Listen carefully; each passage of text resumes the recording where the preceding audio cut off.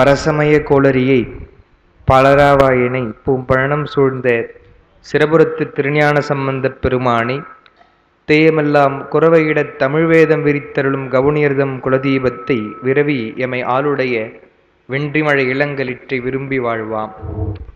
தூக்குசீர் திருத்தொண்டத் தொகை விரிவாக்கினால் சொல வல்லபிரான் எங்கள் பாக்கிய பயனா பதி குன்றைவாழ் சேக்கிழானடி சென்னி இருத்துவாம். திருச்சிற்றம்பலம்.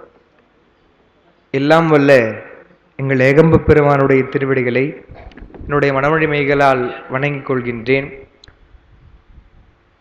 சிவஞான அருள்நெறி அறக்கட்டளை மூலமாக 12ஆம் திருமுறையாகிய திருத்தொண்டர் புராணத்தை வாரந்தோறும் சிந்திப்பதற்கு அரியதொரு வாய்ப்பளித்த நம்முடைய அறக்கட்டளை நிறுவனர் ஞானமையா அவர்களே, இந்த வகுப்பிலே கலந்து கொண்டு சிறப்பிக்கக்கூடிய அடியார் பெருமக்களே, உங்கள் அனைவருக்கும் என்னுடைய பணிவு கலந்த வணக்கங்களை தெரிவித்துக் கொள்கிறேன். சென்ற வகுப்பிலே திருநீலகண்ட குயவனாருடைய வரலாற்றை சிந்தித்து வருகின்றோம். சென்ற வகுப்பு கொடுத்த குறிப்பில் 2 பாடல்கள் எடுக்கணும். என்னுடைய நினைவு 23வது பாடல் அவருடைய வரலாற்றிலே முடித்த நினைவு.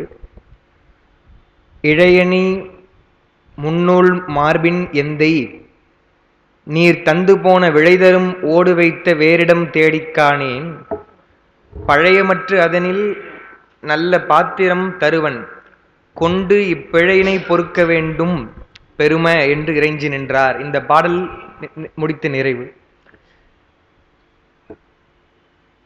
திருநீலகண்ட குயவனார் சிவவேதியாராக வந்திருக்கக்கூடிய அவரை வணங்கி சொல்றார், ஐயா நீங்க கொடுத்தீங்க, அந்த இடத்துல நான் பார்த்தேன், அது காணவில்லை என்று சொல்லிட்டு சொல்லும் பொழுது அவரை விழிப்பதாக எந்தை என்று சொல்கிறார். அதுதான் நம்ம பார்த்தோம்.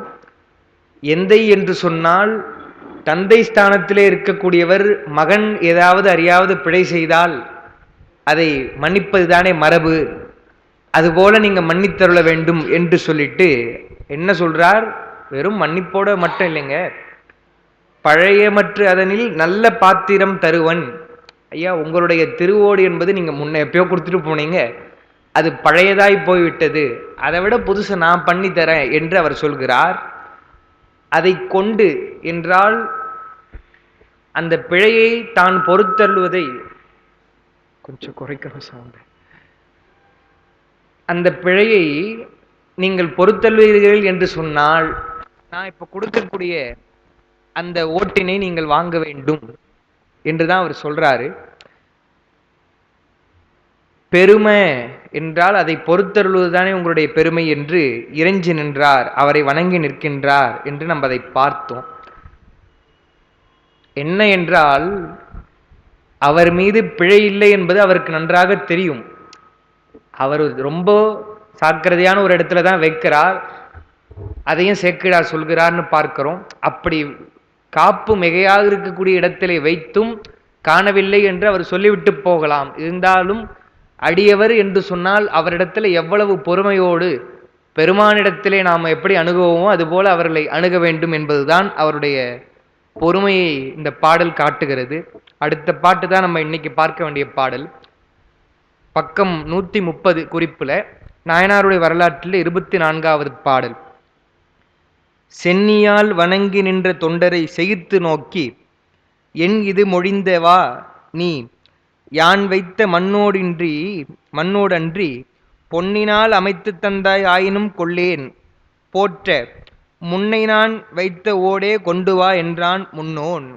முன்னோன் என்று சொன்னால் பெருமான் தான் எல்லாவற்றுக்கும் முன்னோனாகவும் முதல்வனாகவும் இருக்கிறான் என்பது நம்முடைய சாத்திரத்திலும் தோத்திரத்திலும் வரக்கூடிய செய்தி.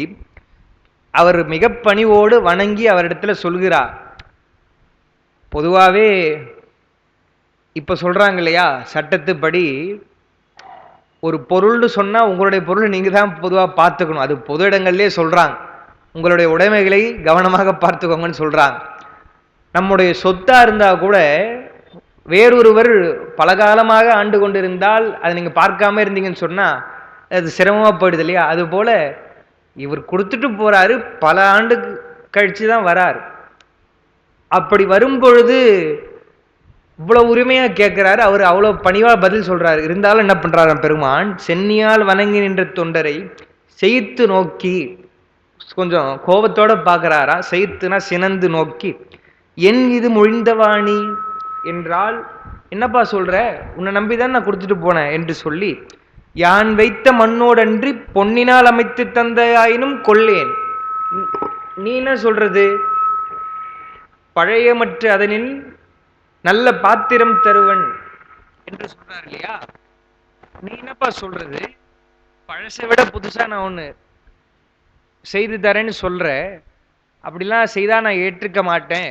நான் கொடுத்த திருவோடு என்பது மண்ணினால் ஆனது, நீ பொன்னினால் செய்து கொடுத்தா கூட நான் ஏத்துக்க மாட்டேன். நான் எது கொடுத்தனோ அதுதான் வேண்டும் என்று சொல்கிறார். அதே மாதிரிதானே திருக்குறிப்பு தொண்டர் இடத்துலயும் சொல்றார், என்னுடைய கந்தை தான்ப்பா வேணும், நான் கொடுத்தது தான் வேணும், உன்கிட்ட எவ்வளவோ இருக்கலாம், அதெல்லாம் எனக்கு வேண்டான்றார். அது மாதிரி சொல்றார். முன்னை நான் வைத்த ஓடே கொண்டு வா, அவர் இல்லைன்னு சொல்லிட்டார், இருந்தாலும் நான் உன்கிட்ட கொடுத்ததே கொண்டு வாப்பா என்றான் முன்னோன் என்று சொல்றாரு. அங்கதான் குறிப்புல ஒரு சித்தியாருடைய பாட்டு எழுதியிருக்கிற, பெருமானை சொல்லும் பொழுது, பெருமான் யோகியாகவும் இருக்கிறான், போகியாகவும் இருக்கிறான், வேகியாகவும் என்று சொன்னால் 3 வகையா சொல்லும் பொழுது, போக வடிவம், யோக வடிவம், வேக வடிவம்னு சொல்லுவாங்க. போக வடிவம் என்று சொன்னால் சோமாஸ்கந்தர் மூர்த்தி போல உமையோடு முருகனோடு இருக்கக்கூடிய வடிவங்கள், அதெல்லாம் அருள் தரக்கூடிய வடிவம். யோக வடிவம் என்று சொன்னால் கல்லாலின் புடையமர்ந்து தட்சிணாமூர்த்தியாக ஞானமூர்த்தியாக இருந்து உபதேசிக்கின்றான் என்று பார்க்கிறோம். வேக வடிவம் என்று சொல்லும் பொழுது, அந்த பாட்டு அதுக்கு தான் எழுதியிருக்கிறேன். எப்படி சொல்றாரு, போகியாய் இருந்து உயிருக்கு போகத்தை புரிதல் ஓரார். அதாவது பெருமானை சாதாரணமா நினைக்கிறாங்க, தேவர்கள் ஒருவனை நினைக்கிறாங்க, தேவர்கள் ஒருவனாவன் என்று சொல்லும் பொழுது, போகியாய் இருந்து உயிருக்கு போகத்தை புரிதல் ஓரார், அதான் அவங்க சிந்திக்கல. யோகியாய் யோக முக்தி உதவுதல் அதுவும் ஓரார். எல்லாமே பெருமா இருக்கிறான்னு சொன்னா அவரவர்களுக்கு ஏற்ற வகையில அருள் செய்வதற்கு அந்தந்த திருமேனி கொண்டு வருகிறார்.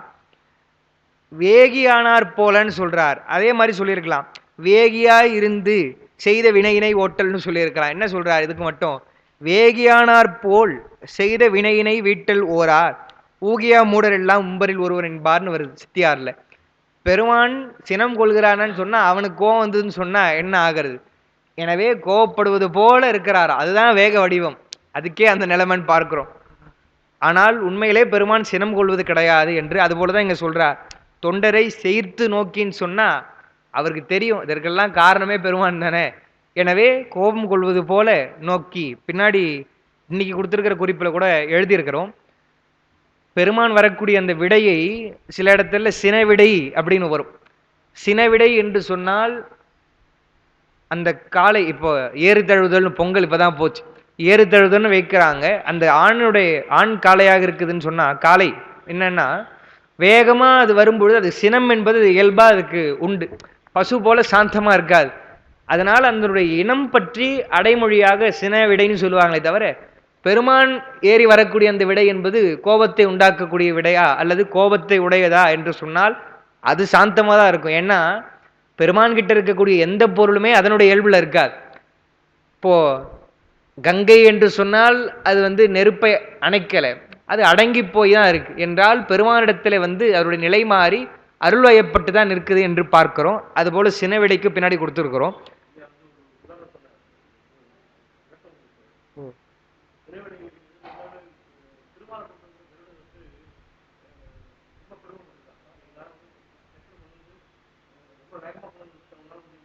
ஓ ஆமா ஆமா, அப்புறம் வருவார். ஆமா ஆமா, அதனுடைய சிறகெல்லாம் இறந்து போயிடுச்சுன்னு சொல்லுவாங்க.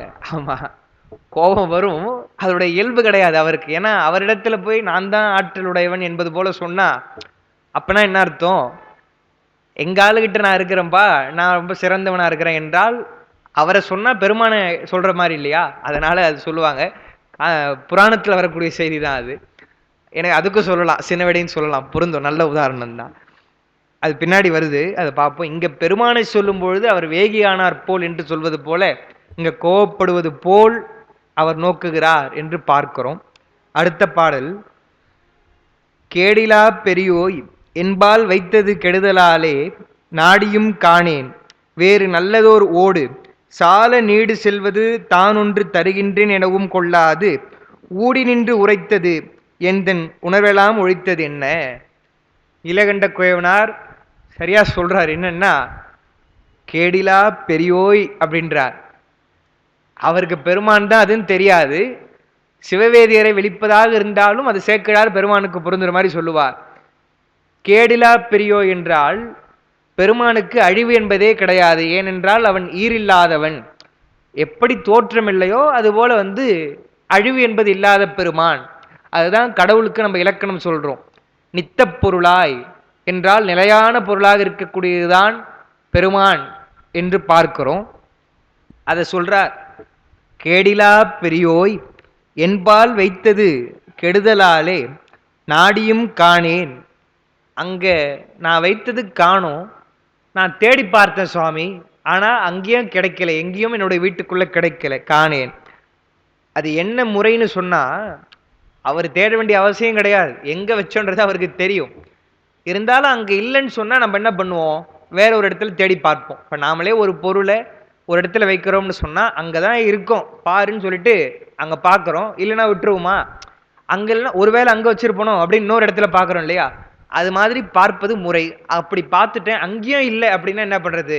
அதற்கு ஒப்பாக ஒரு பொருளை கொடுப்பது தானே வழக்கம். அதனால நான் என்ன சொன்னேன், சால நீடு செல்வது தான் ஒன்று தருகின்றேன் அப்படின்னு நான் சொன்னேன். அதனே நான் கொள்ள மாட்டேன் என்று சொல்லி எனவும் கொள்ளாது ஊடி நின்று உரைத்தது.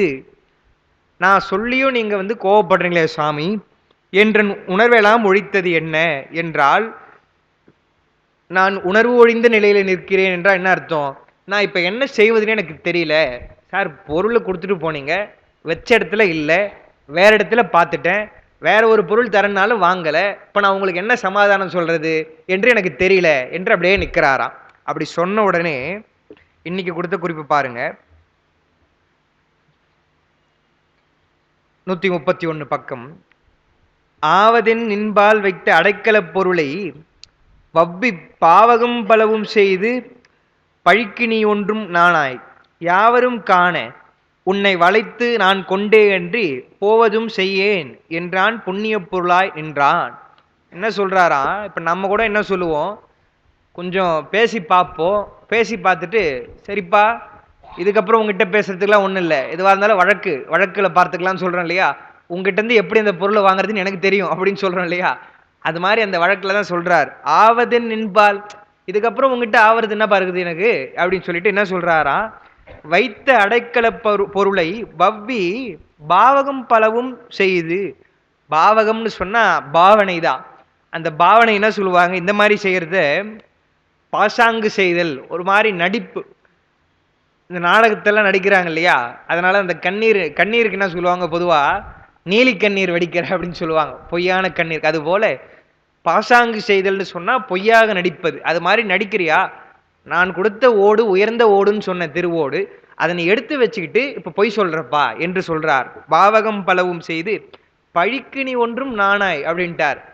நான் ஏதாவது பழிச்சொல் சொன்னா அதுக்கு நீ நாணப்படுற மாதிரி தெரியல, வெட்கப்படுபவன் போல தெரியல, அதனாலதான் நீ துறிஞ்சி அதை செய்திருக்கிற என்று சொல்லிட்டு, யாவரும் காண உன்னை வளைத்துன்னு சொன்னா அவர் எங்கேயுமே போய்விடாத மாதிரி நான் உன்னை அழைத்து கொண்டு போய் கொண்டே அன்றி, கொண்டேன்னா அந்த இடத்துல பாத்திரத்தை, அந்த எந்த பாத்திரத்தை அவர் கொடுத்தாரோ அந்த திருவோட்டை கொண்டே அன்றி என்றால் அதை நான் வாங்காம போவதும் செய்யேன் என்றான். அதை நான் வாங்காம போக மாட்டேன்ப்பா என்று சொல்லி புண்ணிய பொருளாய் நின்றான் என்றால், புண்ணிய பொருளாக புண்ணிய மூர்த்தியாக பெருமான் விளங்குகின்றான் என்று சொல்றாரு. சீகேஎஸ் என்ன எழுதுறார் என்றால், இதான் பாட்டினுடைய பொருள். அவர் நீலகண்ட குயவனாருக்கு இது பொருந்துவதாக அமையுது எப்படின்னு சொன்னா, ஒரு வகையில பொருந்துவதாக அமைகிறது என்றால் அவர் எழுதுறாரு, அதான் கொடுத்துருக்கிறோம். பாவகம் என்று சொன்னால் பாவனை, அந்த பாவனை என்பது சிவோகம் பாவனை. ஏன்னா அவர் பல நாட்களாக சிவோகம் பாவனையில் இருந்து நீலகண்டம் நீலகண்டம்னு அவர் மந்திரத்தை மனசிலே ஜெபித்து கொண்டே இருக்கிறார். அதனாலதான் அவருக்கு அந்த ஐம்புலன்களையும் வெல்லக்கூடிய ஒரு ஆற்றல் வருகிறதுன்னு பார்க்கிறோம். பெருமானுடைய மந்திரம் தான் துணை செய்கிறது என்று சொன்னால், உயிர் சார்ந்ததன் வண்ணமா எதை சொல்லிக்கிட்டே இருக்குதோ, எதை நினைத்து கொண்டே இருக்குதோ அதனுடைய வடிவமாக தானே இருக்குதுன்றது சித்தாந்தம். அப்போ சிவோகம் பாவனையிலிருந்து அவர் பழக்கப்பட்டவர். அது குறிப்பு வருது பாட்டுல, அது மாதிரி அமைதுன்னு சொல்றார்.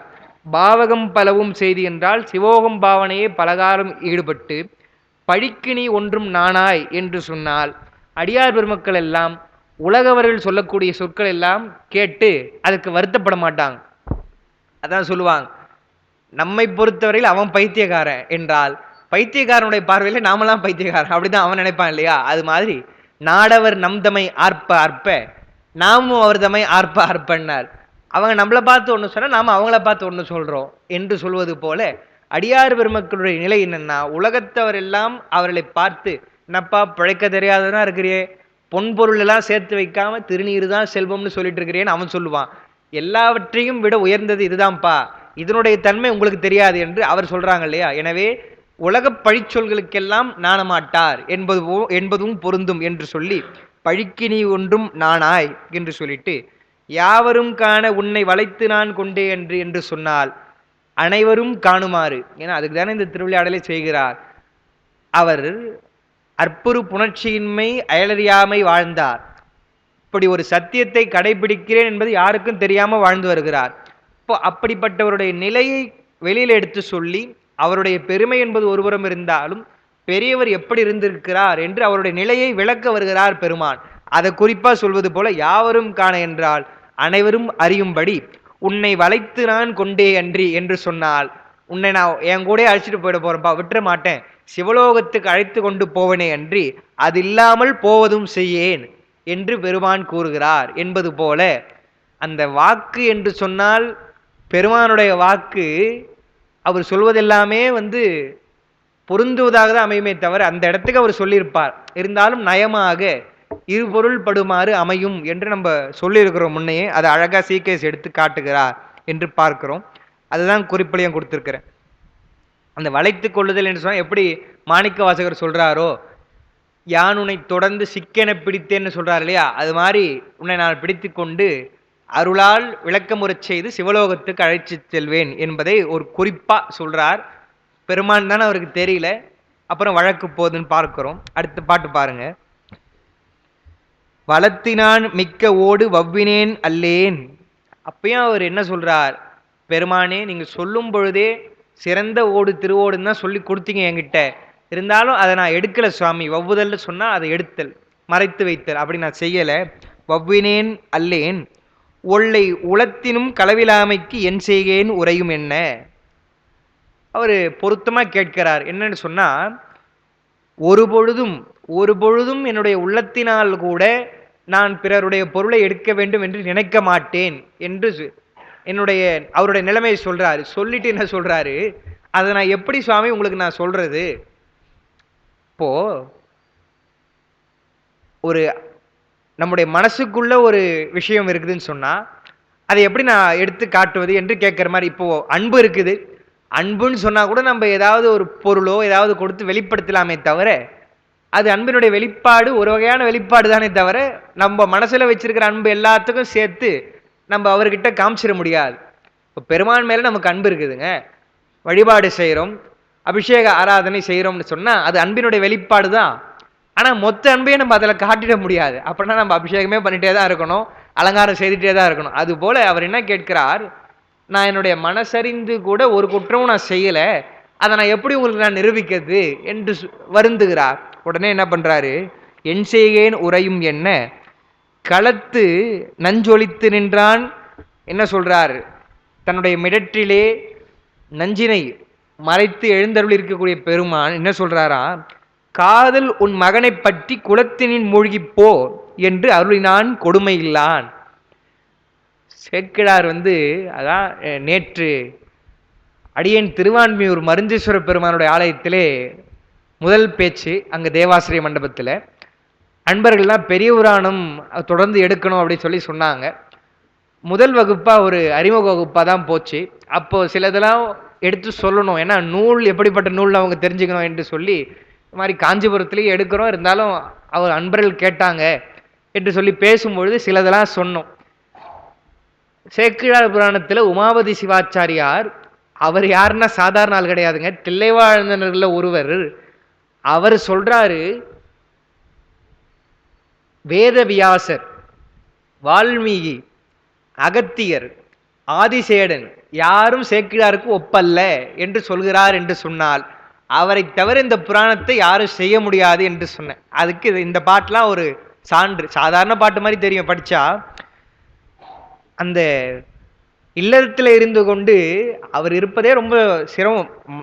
அதனாலதான் கடைசியில பெருமான் சொல்ல போறார், வென்றைம்புலனால் மிக்கீர்னு. அப்படி இருக்கிறவருக்கு குழந்தை பேரு கிடையாது. அது பெருமானுக்கு தெரியும். அப்ப எவ்வளவு அவருக்கு கஷ்டமா இருக்கும். என்ன சொல்றாரு, அப்படி உலகத்திலேயும் நான் மனசளவுல கூட தப்பு செய்யலைங்க, எப்படி நான் உங்ககிட்ட நிரூபிக்கிறதுன்னு சொன்னா, பெருமான் என்ன பண்றாரு பாருங்க. களத்து நஞ்சொலித்து நின்றான் என்றால் கரைமிடராக அந்த மிடற்றை மறைத்து நின்று கொண்டிருக்கக்கூடிய சிவவேதியர் பெருமான் என்ன பண்றாராம், காதல் உன் மகனை பற்றி குளத்தினின் மூழ்கு என்றால், அன்புடைய மகன் இருப்பான் இல்லையா உனக்கு, அவரை வைத்துக்கொண்டு அவரோடு 2 பேருமா நீரில மூழ்கி நீங்க சொல்லுங்கப்பா நான் ஒத்துக்கிறேன் அப்படின்றார். மூழ்கி போ என்று அருளினாள் சொல்றா. யாருன்னு சொல்றார்? இந்த வார்த்தை சேக்கிழார் சொல்ல வேண்டியதில்லை, கொடுமை இல்லான் அப்படின்னு சொல்றார். அது ஏன் சொல்றாருன்னு சொன்னா, கொடுமைதான் அது உண்மையிலே. ஏன்னா அவர் எவ்வளவு ஒரு ஒழுக்கத்தோடு இருக்கிறார், அந்த சத்தியத்தை பின்பற்றுகிறார்னு பெருமானுக்கு தெரியும். அவரிடத்துல போய் மகனோடு மூழ்குன்னு சொன்னா அது கொடுமைதானே என்று நம்ம கேட்டா, எதுக்கு சேக்கிழார் அப்படி சொல்றாரு சொன்னா, அவருடைய பயன் என்பது நமக்கு பயனை நோக்கி, அதான் எழுதியிருக்கிறோம், கொடுமை இல்லா என்று சொன்னது பயன் நோக்கி கூறினார் என்றால். அப்படிலாம் கேட்டாதான் அப்புறம் மனைவியை நீங்க கையை பிடித்து கொண்டு மூழ்கணும்னு சொல்ல போறாரு. அதுக்கப்புறம் வரலாறு போக போகுது என்றால், பெருமானுடைய அந்த சோதனைன்னு சொல்லக்கூடாதுன்னு நம்ம சொல்லுவோம். இதெல்லாம் இப்ப என்ன சொல்றது என்றால், பெரியவர்களுக்கெல்லாம் வினை என்று சொல்லக்கூடாது. இருந்தாலும் அவ்வளவு ஒரு கடினமான நிலை, அப்படிதான் நம்ம சொல்லணும். சமாதானமா சொல்லணும்னா, அப்படி ஒரு கடினமான நிலை வந்தால் கூட அவர்கள் பெருமானத்தில் கோபித்துக் கொள்ளல. உடனே ஒரு பாட்டு எழுதலாம் இல்லையா சேக்கிழார், இப்படி வந்த உடனே நீலகண்ட குயவனார் ரொம்ப மனம் வருந்தினார், பெருமானத்தில் போய் முறையிட்டார் சொல்லலாம். பெருமானே உங்களுடைய ஆணையினால தானே நான் இப்படி இந்த ஒழுக்கத்தை கடைபிடித்தேன். இப்ப மகன் இருந்தா நான் இதை நான் ப்ரூவ் பண்ணிட்டு இருப்பேன் இல்லையா, நிரூபித்திருப்பேன் இல்லையான்னு பெருமான்கிட்ட அவர் கேட்டிருக்கலாம். அப்படி ஒரு பாட்டு வச்சிருக்கலாம். ஆனா வைக்கலன்னு சொன்னா அவங்க அதை பத்தியே நம்ம செய்வது ஒரு பெரிய விஷயம்னே அவங்க நினைக்கல. அதுதான் பெரிய விஷயம். அந்த நிலையில அவங்க எல்லாம் எங்கேயோ போய் நிற்கிறாங்கன்னு பார்க்கிறோம். ஒரு குறள் எழுதியிருக்கிறோம். அவர் சொல்றார் இல்லையா, மனசினால் கூட என்று, அது ரொம்ப முக்கியம்ன்றார் வள்ளுவர். உள்ளத்தால் உள்ளலும் தீதே. மனசளவுல கூட ஒரு பொருளை பார்த்து, இப்ப இந்த ஒரு செல்போன் என்னது இல்லைன்னு சொன்னா, ரொம்ப நல்லா இருக்குதே, புது மாடலா இருக்குதே, இதை நம்ம எடுத்து பையில போட்டுக்கினா நல்லா இருக்கும் இல்லையா அப்படின்னு நினைச்சிட்டு, ஐயோ அதுக்கப்புறம் வேணாம் அப்படின்னு நீங்க சொன்னீங்கன்னா கூட அது எடுத்ததுக்கு சமந்தான்றார் வள்ளுவர். உள்ளத்தால் உள்ளலும் தீதே, பிறன் பொருளை கள்ளத்தால் கல்வேம் எனல். நீங்க எடுக்க வேணாம், எடுக்கிறோன்னு நினைச்சாலே அது குற்றம்தான் என்று சொல்றாங்கன்னு சொன்னா, இன்னும் கேட்டா நம்ம என்ன சொல்லுவோம், எடுத்தா கூட பரவாயில்ல, நினைக்கிறது தான் அதிகமான குற்றம், மனசினால் செய்தால் அது பெரிய குற்றம் என்று சொல்லுவோம்னு பார்க்கிறோம். எனவே மனம் என்பது மனதளவிலும் நாம் சரியாக இருக்க வேண்டும் என்று பார்க்கிறோம். அப்படி இருந்திருக்கிறார் நாயனார். அவர் இடத்துல போய் பெருமான் இப்படி ஒரு கடினமான சூழ்நிலையை ஏற்படுத்துகிறார். அவருடைய பதில் எப்படி இருக்குன்னு பாருங்க. இப்போ யாரா இருந்தாலும் ஒரு வருத்தமோ அல்லது கோபமோ அந்த இடத்துல வரலாம். என்னங்க ஒரு திருவோடுக்கு போய் இப்படி சொல்றீங்களே, என்னுடைய தொழிலே குயவனார் தான் நான், என்னுடைய தொழிலே திருவோடுலாம் செய்வது தான், மண்பாண்டம் செய்வது தான், இதுக்கு போய் நீங்க இப்படிலாம் சொல்லாமன்னு அவர் கேட்கணும். எதுவுமே கேட்கல. என்ன சொல்றார், அடுத்த வார்த்தை அவர் பெருமானை விழிப்பது ஐயர் அப்படின்றார். என்றால் மேலானவரே என்று சொல்லி, ஐயர்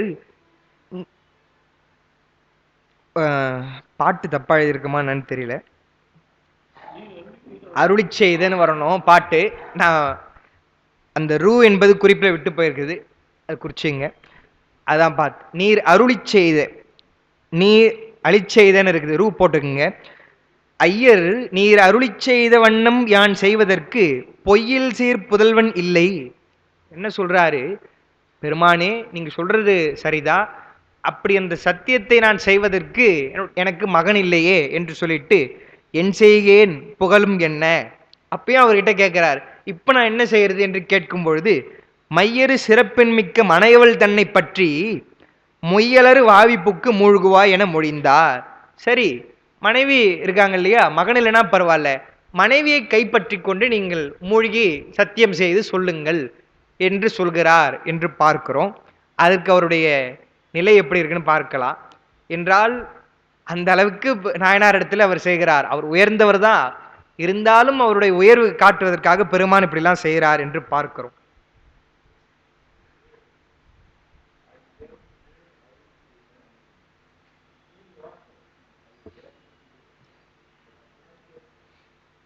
அங்க சொல்லும் பொழுது, புதல்வனை சொல்லும் பொழுது பெருமான் என்ன சொல்றார், இது நாயனார் என்ன சொல்றார், பொய்யில் சீர் புதல்வன் இல்லைன்னு சொல்றார். பொய்யில் சீர் என்று சொன்னால் குற்றமற்ற சிறப்பு. அவங்க மனைவியை சொல்லும் பொழுது கூட அவர் என்ன சொல்றாரு பாருங்க, இது நாயனார் சொன்னது. புகழும்னு சொன்ன உடனே மையறு சிறப்பின் மிக்க மனையவள் தன்னைன்னு பெருமான் சொல்றார். பெருமான் என்ன சொல்றார், மையறு சிறப்பின் மிக்க மனையவள், குற்றமற்ற சிறப்பின் மிக்க மனையவள் என்று சொல்றார். நான் முதலே சொன்ன மாதிரி நாயனாருக்கு எவ்வளோ சிறப்பு இருக்குதோ அதே மாதிரி அந்த வாக்கினை அம்மையாரும் தானே பின்பற்றுகிறார்கள். எனவே அவங்கள பெருமான் குற்றமற்ற சிறப்பின் மிக்கவர்னு சொல்றாங்க. ஏன் அவர் புதல்வனை சொல்கிறார் என்று சொன்னால், அதான் எழுதியிருக்கிறோம், அவன் மங்களம் என்ப மனைமாட்சி நன்மக்கள் பேரில் சொல்லும் பொழுது அந்த மங்களம் என்பதற்கு நன்மை எழுதுகிறார் பரிமேலழகர். நன்மை என்று சொன்னால் சிறப்பாக இருப்பது மனைமாட்சி என்றால் நல்ல மனைவி அமைவது இல்லறத்துல. மற்றதன் நன்கலம் நன்மக்கட்பேறு. அதே போல நல்ல பிள்ளை வாய்ப்பது என்று சொன்னால் அது நன்கலம் என்று சொல்லிட்டு நன்மக்கட்பேர்ல சொல்றாருன்னு பார்க்கிறோம். புறநானூற்றில் ஒரு பாடல் இருக்குது, அதை எழுதியிருக்கிறோம். எவ்வளவு செல்வந்தர்களாக இருந்தாலும் எவ்வளவு வளமுடையவராக இருந்தாலும் குழந்தை பேர் என்பது இல்லை என்று சொன்னால் அது ரொம்ப கஷ்டம். அதை யாரு பாடுவதாக அமைகிறது, அது ஒரு வரி மேற்கோள் காட்டினார். நான் உங்களுக்கு அந்த பாட்டு ரொம்ப அருமையான பாட்டு அது, அதனால எழுதியிருக்கிறோம். பயக்குறை ஐயா சரியா சொல்றார். ஐயா சொல்லியிருக்கிறாங்க. ஏன்னா இதே தான் நேற்று அங்கேயும் பிரச்சனை. எனக்கு எதிர்க்கு உட்காந்துட்டு இருக்கவங்க எல்லாம் எங்க ஐயாவுடைய மாணவர்கள். எது சொன்னாலும் கரெக்டா வந்து பிடிச்சிருவாங்க, ஒன்னும் மிஸ் பண்ண முடியாது. ஆனா அவங்களாம் திருப்தியா சொல்லும் பொழுதுதான் நமக்கு ஒரு பெருமானே சொல்ற மாதிரி இருக்குது. ஏன்னா 25 ஆண்டு காலமாக அந்த நிகழ்ச்சி நடக்குது, 365 நாளும் நடக்கிறது. அவருடைய 25 வருஷமும் கலந்து கொண்ட ஒரு பெரியவரும் உட்கார்ந்துட்டு இருந்தார். எனக்கெல்லாம் உண்மையிலே அச்சம். நான் சொன்னேன், எதிர்க்க அடியார்கள் உட்கார்ந்துட்டு இருக்கிறீங்க, இப்படி திரும்பினா நால்வர், இப்படி திரும்பினா மருந்தீஸ்வர பெருமான். எனக்கு ரொம்ப உண்மையிலே தேவாசிரிய மண்டபத்திலிருந்து பேசுறோம், பெரிய புராணத்து சிக்கல் வந்த இடமே அதுதான் என்று சொல்லி பேசினேன். அது போல என்னோட இது சித்தியார் வகுப்புல தானே அதை ரொம்ப விளக்குனார். ஒரு முறை தொண்டைமண்டல வகுப்புல அந்த பயக்குறை என்பதை ஐயா விளக்குனாங்க. அந்த பாட்டு தான் ஐயா சொல்லும் பொழுது அவங்க கண்கலங்கிடுவாங்க இந்த பாட்டு சொல்றது. ஏன்னு சொன்னா, பாட்டு என்பதை யார் வேணா பாடலாம், பாவனையிலையும் நம்முடைய கற்பனையாக நம்ம பாடலாம். ஒரு புலவர் ஒரு மன்னனுக்கு குழந்தை இல்லைன்னு சொன்னா எப்படி இருக்கும் அப்படின்னு ஒரு புலவர் பாடலாம். இப்ப நான் இருக்குன்னு வச்சுங்களேன், நான் ஒரு பாட்டு பாடுறேன். இப்ப மன்னருக்கு குழந்தை இல்லைன்னு சொன்னா அவர் எப்படிலாம் கஷ்டப்படுவாரு என்று யோசித்து நான் பாடலாம், அது வேறு வகையில இருக்கும். அந்த மன்னரே பாடினா எப்படி இருக்கும், அந்த மன்னர் தான் பாடுறார் என்றால் அது எழுதியிருக்கிறேன். 188வது பாட்டு புறநானூறுல பாண்டியன் அறிவுடை நம்பி என்று அந்த மன்னனுடைய பாட்டு ஒரு பாட்டு தாங்க அமையுது. இதுல அந்த மன்னனை பற்றிய பாட்டு சிலது இடம்பெறுகிறது, அவனுடைய சிறப்பு. அவர் பாடுவதாக இந்த பாட்டு தான் அமையுது. பாண்டியன் அறிவுடை நம்பி எப்படி பாடுறான்னு பாருங்க. எடுத்த உடனே படைப்பு பல படைத்து பலரோடு உண்ணும் உடைப்பெரும் செல்வர் ஆயினும் அப்படின்னார். நாம நினைத்ததை படைக்கக்கூடிய அளவிற்கு, செயல்படுத்தக்கூடிய அளவிற்கு எவ்வளவு செல்வம் இருந்தாலும், அதான் உடை பெரும் செல்வம்னார். உடைமையாக எவ்வளவு செல்வம் இருந்தாலும், ஆயினும்னு சொன்னாலே ஒரு பிரச்சனைன்னு அர்த்தம். அப்படி இருந்தாலும் என்ன சொல்றார், இடைப்பட. இடைப்பட என்று சொன்னால் அந்த குழந்தையினுடைய ரொம்ப குழந்தை பருவம், மழலை பருவத்தை சொல்றார். நடக்க கூட முடியலையா, அதால நின்று நின்று இடைவிட்டு இடைவிட்டு வந்து வருது. அது இடைப்பட குறுகுறு நடந்து சிறுகை நீட்டி என்றால் அது நடக்கக்கூடிய அந்த விதத்தை சொல்றார். வேகமா வர முடியாம நின்று நின்று அப்படி உட்கார்ந்து உட்கார்ந்து கூட வருதான். அப்படி வரக்கூடிய குழந்தை குறுகுறு நடை, குறுநடைன்னு சொல்றோம் இல்லையா, நடந்து சிறுகை நீட்டி, அது சிறிய கையினாலே இட்டும் தொட்டும் கவ்வியும் துழந்தும் நெய்யுடை அடிசில் மெய்பட விதிர்த்தும் என்றால் சாப்பிட்டு கொண்டு இருக்கும்போது என்ன எப்படி அதை பிக்சரைஸ் பண்றான் பாருங்க அந்த மன்னன். அவனுக்கு குழந்தை இல்லை, அதனாலதான் அவர் பாடுறாரு. அந்த குழந்தை இருந்திருந்தா எப்படி இருக்குன்னு அவன் யோசிக்கிறான். சாப்பிட்டுக்கிட்டே இருக்கிறப்போ, ஏன்னா அரசர் வீட்டுல சாப்பாடு எப்படி இருக்குன்னு தெரியும், சுந்தரர் தானே கேட்கிறாரு, கறி விரவு நெய் சோறுன்னு கேட்கிறாரு இல்லையா. அது மாதிரி நெய்யுடைய அடிசையில் நம்ம சாப்பிட்டா அது என்ன பண்ணும், சாப்பாட்டுல வந்து கையை வைக்கும், அப்படியே நம்ம மேல கையை வைக்கும். உடனே கோச்சுப்புமா என்றா கோச்சிக்க மாட்டோம். அதெல்லாம் பெரிய இன்பம்னு சொல்றார் வள்ளுவர் கூட. அந்த குழந்தையினுடைய தீண்டல் என்பது பெரிய இன்பம் என்று சொல்கிறார். அப்படி செய்யும். என்ன பண்ணும்? சாப்பிட்டுட்டே இருக்கும்பொழுது உதறும். அது மேலேயும் படும், நம்ம மேலேயும் படும். அதை சொல்றான் அந்த மன்னன். நெய்யுடை அடிசில் மெய்பட விதிர்த்தும், உடம்பு மேல படும்படி விதிர்த்தும், மயக்குறு மக்களை இல்லோர்க்கு என்றால், அந்த மயக்கம் என்பது பெரிய இன்பத்தை நமக்கு தரக்கூடிய இன்பம். அப்படி அது இல்லைன்னு சொன்னா, பயக்குறை இல்லை தாம் வாழும் நாளே. அப்படி ஒரு குழந்தை இருக்குதுன்னு சொன்னா அவர்களுக்கு பயக்குறை இல்லாதவர்களாக இருக்கிறார்கள் என்று சொன்ன என்ன அர்த்தம்? அவன் வருத்தப்பட்டு பாடியிருக்கிறான் என்று சொல்லிட்டு உரையாசிரியர்கள் விரிவா எழுதுறாங்க. எல்லாமே இருந்து கூட இது ஒன்று இல்லாமல் இருப்பது, அதுதான் அந்த பயக்குறை என்று சொல்லிட்டு அவன் ரொம்ப வருந்தி பாடுறான். அதை அருமையா சார் சுந்தரமூர்த்தி ஐயா அவர்கள் மேற்கோள் காமிச்சிருக்கிறாங்க அந்த பாட்டை. என்றால் குழந்தை பேர் என்பது இப்ப பார்க்கிறோம், அது சிலதெல்லாம் சொல்ல முடியாது. இந்த நாகரிகம் வளர்ச்சி காரணமாக முறையான நல்ல உணவு, நல்ல மனநிலை என்பதுதான் மிக முக்கியம். மருத்துவர்கள் எல்லா விதமான நோய்களுக்கும் முதல்ல அவங்க சொல்லக்கூடிய என்ன சொல்லுவாங்க தெரியுங்களா? சித்தாந்தம் படிக்கல அவங்களாம் மனசை, அந்த கரணத்தை நல்லா பார்த்துங்க, மனசை பார்த்துங்கன்னு சொல்ல மாட்டாங்க. என்ன சொல்லுவாங்க? ரொம்ப தீர்க்க முடியாத பிரச்சனையா இருந்தா மெடிடேஷன் பண்ணுங்க சார்னு சொல்லுவாங்க. ஏன்னு சொன்னா, திருமந்திரம் படிக்கிறோம், நமக்கெல்லாம் தெரியும். மூச்சு காற்றோடு மனசு சம்பந்தப்பட்டது. பிராணாயாமம் செய்தால், எல்லா டாக்டர்ஸுமே பிராணாயாமம் செய்யுங்க, மெடிடேஷன் செய்யுங்கன்னு சொல்லுவாங்க. என்றால் மனம், உணவு என்று சொன்னால் அதெல்லாம் முறை இல்லாமல் போவதனாலே இன்னைக்கு பல வகையான பிரச்சனை வருதுன்னு பார்க்கிறோம். அதெல்லாம் இப்போ சாதாரணமா போச்சு. குழந்தை இல்லாமல் இருக்கிறது, அதுக்கான மருத்துவ முறைகள் எல்லாம் அது ஒரு சிறந்த சமூகத்திற்கான ஒரு வழி என்பது இல்லைன்னு பார்க்கிறோம். அப்பயே என்றால் அது ரொம்ப அரிது. அதனால அந்த மன்னர் பாடுகிறார், வருந்தி பாடுகிறார். அதுதான் நாயனார் சொல்றாரு. அவருக்கு அந்த ஒரு எண்ணம் லேசா இருந்திருக்கும் இல்லையா? குழந்தை அதை சொல்றாரு சேக்கடா. பொய்யில் சீர் புதல்வன் இல்லை என்றால், குற்றமற்ற சிறப்பு என்று சொன்னால் புதல்வன் இருப்பதுதான். அது இல்லை சாமி என்று சொல்றார். சொல்ல உடனே என்ன சொல்றார் பெருமான்? குற்றமற்ற மனைவி இருக்கிறாங்க இல்லையா, அவர்களுடைய கையை பிடித்து கொண்டு நீங்க போய் குளத்துல மூழ்கி எனக்கு சத்தியம் செய்துதாங்க, சொல்லுங்க என்று சொல்லி சொல்றாருன்னு பார்க்கிறோம். அது சொன்ன உடனே 29வது பாட்டு பாருங்க.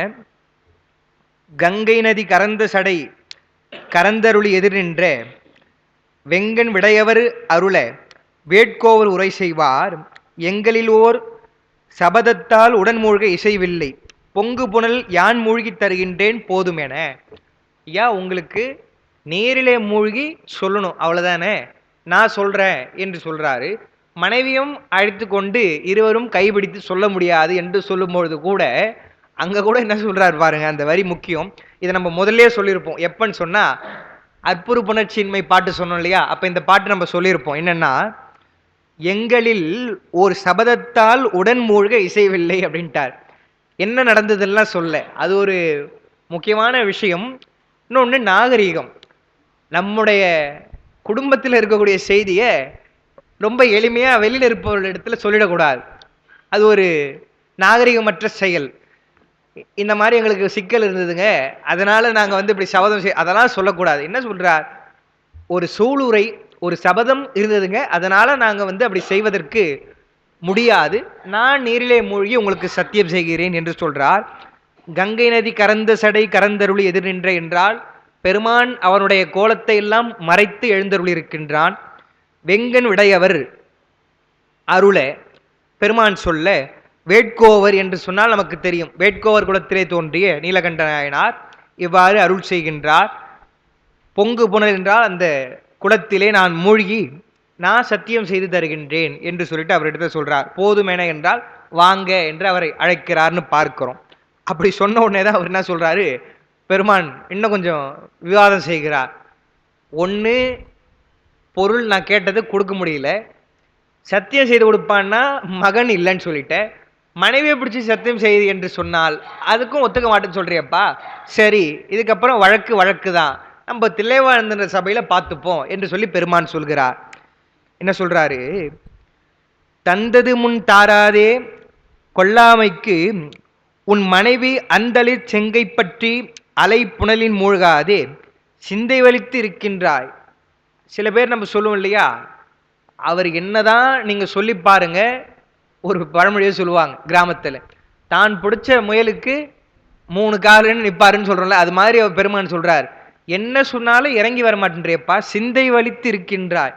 அவ்வளவு ஒரு வலிமையோட, வலிமைன்னு சொன்னா விடாப்பிடியா இருக்கிற, அப்படி இருக்கக்கூடாது. இருக்கின்றாய், நான் என்ன பண்றேன், தில்லைவாழ் அந்தணர்கள் வந்திருந்த பேரவையில் மன்னுவன் யான் எனச் சொன்னார். தில்லைவாழ் அந்தணர் இருக்கிறாங்க இல்லையா, அவரிடத்துல போய் நான் பேசிக்கிறேன்ப்பா என்று சொல்லிட்டு அவரிடத்துல சொல்றாரா. அது சொல்லும்போது கூட சேக்கிழார் எப்படி சொல்றார், தில்லைவாழ் அந்தணர்கள் அவருடைய பேரவையில் மன்னுவன் அப்படின்னு சொல்றார் இல்லையா. என்றால் பெருமான் எங்க இருக்கிறார், நடராஜ பெருமான் தில்லைவாழ்ந்தனர்களாக இருக்கக்கூடிய அந்த சபையிலே தான் திருச்சிற்றம்பலத்திலிருந்து நடனமாடுகிறார் என்ற அந்த ஒரு குறிப்பையும் அமையுமாறு சொல்கிறார் என்று பார்க்கிறோம். அதான் இரு பொருள் பட நின்றது அப்படின்னு சொல்லியிருக்கிறோம். ஒன்று, அந்த நீதிமன்றத்துக்கு நான் போறேன், எப்படி சுந்தரருக்கு சொன்னாரோ அது மாதிரி இவருக்கு சொல்றார், அங்க நான் போறேன்னு ஒரு அர்த்தம், நான் இருக்கிற இடமே அதான்ப்பா என்று சொல்கிறார். சிந்தை வலித்து என்று சொன்னால் வலிமையான சிந்தையோடு என் கருத்திற்கு இசையானாய் என்றால், நான் சொல்வதை ஒண்ணுமே கேட்கறது இல்லை, நீ உன்னுடைய கொள்கையிலே இருக்கிறப்பா, வழக்காடுவோம் என்று சொல்லிட்டு பெருமான் சொல்கிறார்னு பார்க்கிறோம். அடுத்து தில்லைவாழ் அந்தனருடைய சிறப்பு நம்ம பார்த்தோம். முக்கியமாக ஆறுமுக நாவலருடைய சூசனத்தெல்லாம் கூட நம்ம விரிவாக பார்த்தோம், ஏன் அவங்களுக்கு அவ்வளோ சிறப்பு என்று சொல்றாரு பாருங்க. இந்த பாட்டிலையும் நல் ஒழுக்கம் தலை நின்றார், நான்மறையின் துறை போனார் என்றால், நான்மறைகளை படித்தால் மட்டும் போதாது. வள்ளுவர் அதான சொல்றார், மரப்பினும் ஓத்து குழலாகும் பார்ப்பான் பிறப்பு ஒழுக்கம் குன்றக்கெடும் என்று சொல்கிறார். என்றால் கற்றபடி நிற்க வேண்டும் என்பதற்காக அவர் சொன்னது. அவருடைய இழுக்கா சொல்லலை. என்ன சொல்றார் என்றால், படிச்சிருக்கிறீங்கன்னா படிச்சபடி நிற்கணும், படிச்சது மறந்ததுனா கூட மறுபடியும் படிச்சுக்கலாம், ஒழுக்கம் போச்சுன்னா வராது என்று சொல்கிறார். அதான் சொல்றார், நான்மறையின் துறை போனார் என்பது எப்படி தெரிஞ்சுக்கலாம் என்று சொன்னால், அவரெல்லாம் நல்லொழுக்கம் தலை நின்றார். அப்படி இருக்கிறாங்களாம் தில்லைவாழ் அந்தணர்கள். யார் என்று சொன்னால், தில்லைவாழ் அந்தணர்கள் வந்திருந்த திருந்தவையில் எல்லையிலான் முன் செல்ல இருந்தொண்டர் அவர்தாமும் மல்கு பெருங்காதலினால் வழக்கின் மேலிட்டணைந்தார் என்று சொல்றார். அந்த அவை என்பது திருந்தவை என்று சொன்னால் அறிவாலும் பண்பாலும் திருந்திய அவை. அங்க இருக்கக்கூடியவர்கள்லாம் தக்க சான்றோர்கள் என்றால், எப்படி தராசு என்பது சமமாக நடுநிலைமையோடு இருக்குமோ அதுபோல எந்த பக்க சார்பும் இல்லாமல், இவர் எங்க ஊர்காரு, அவருக்கு நம்ம தீர்ப்பு கொடுக்கணும் என்பது போலலாம் இல்லாமல் சரியாக நீதி சொல்லக்கூடியவர்கள் என்று பார்க்கிறோம். எனவே அவருடைய அவை திருந்தவை என்று சொல்கிறார்.